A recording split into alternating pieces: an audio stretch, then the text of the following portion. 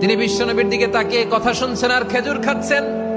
যখন বিশ্বনবী বললেন জান্নাতের দিকে ছোট যে জান্নাত আকাশ জমিন বিস্তৃত, বিশ্বনবীর কথা শোনা মাত্র সাইয়েদনা উমাইর ইবনুল হুমাম বললেন বাহ বাহ।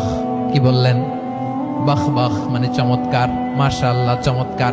আমরা ইদানিং কালে চমৎকার কিছু দেখলে ইংরেজিতে বলে ফেলি না ওয়াও ওয়াও, বাহ বাহ, মাশাআল্লাহ।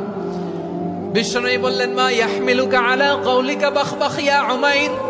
ও উমাইর, আমার এই কথা শুনে তুমি কেন বললা বাহ বাহ, চমৎকার চমৎকার কেন বললা?